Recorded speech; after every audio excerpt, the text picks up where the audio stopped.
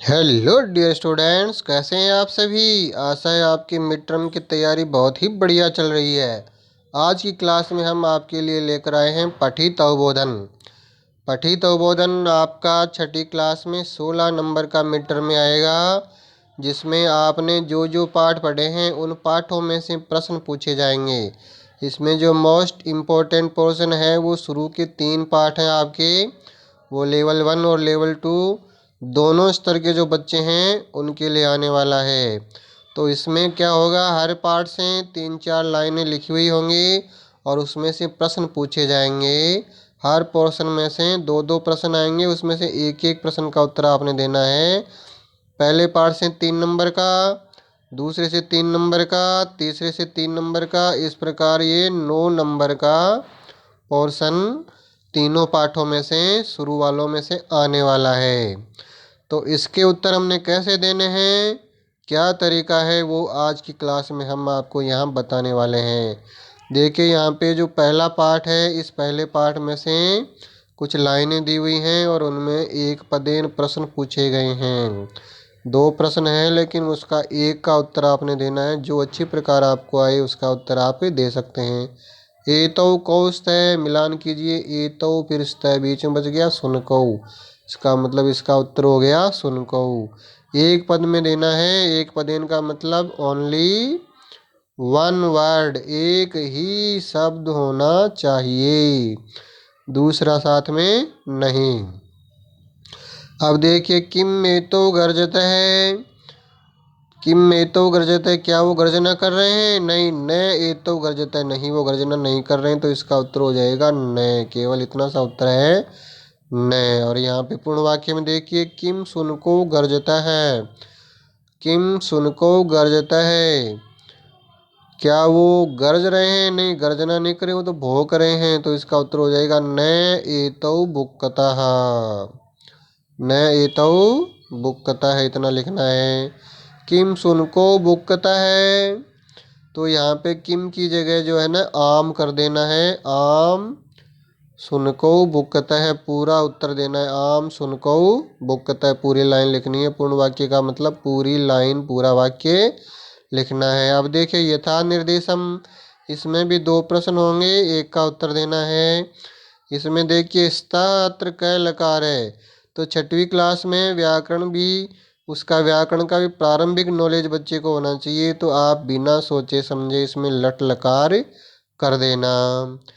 अब आगे देखिए अगला प्रश्न है, अधोलिखित शब्देषु अकारांत पुल्लिंग शब्द क्या है? अकारांत इसका मतलब है जिसमें अंत में ए हो, ए किसमें हो? शब्द में मिला हुआ हो। अब यहाँ पे देखिए किस में मिला हुआ है, किम गर्जतः सुनकौ बुक्कता है, तो यहाँ पे पहले अकारांत शब्द पूछा है ना, शब्द, तो शब्द यहाँ पे है वो है धातु और शब्द, दोनों में से आपको यहाँ अंतर करके देखना है कि यहाँ पे शब्द कौन सा है, धातु कौन सा है।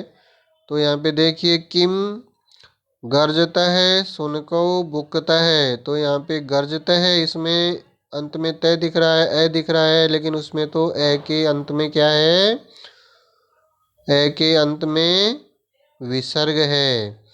और यहाँ पे देखो दूसरा जो है उसमें औ है, तो यहाँ पे राम शब्द की पहली लाइन आपको पता होनी चाहिए, राम है रामौ रामः,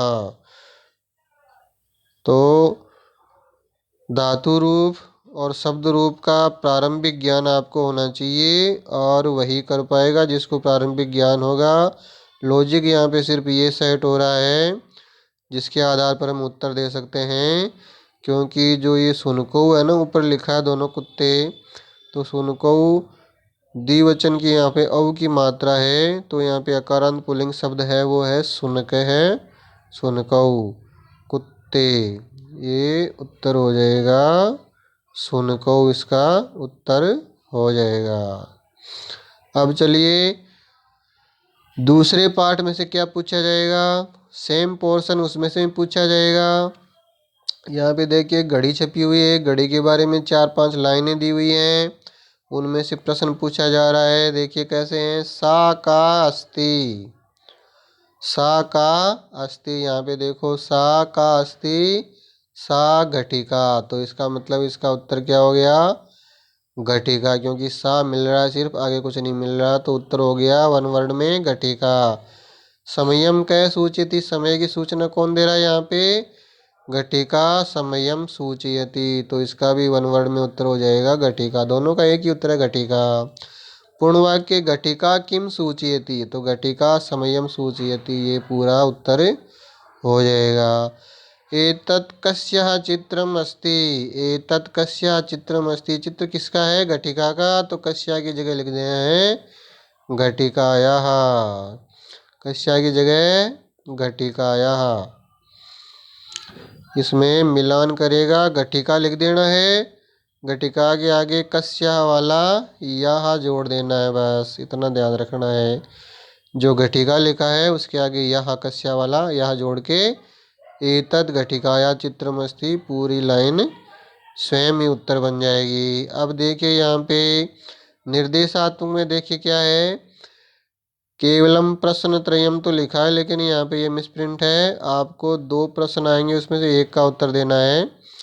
अब यहाँ पे देखिए घटिका अत्र का विभक्ति, तो यहाँ पे भी आपने छठवीं क्लास है इसलिए प्रारंभिक चीज पूछी जाएगी, तो यहाँ पे भी प्रथमा विभक्ति कर देनी है बिना सोचे समझे, और वो आपका उत्तर सही होगा।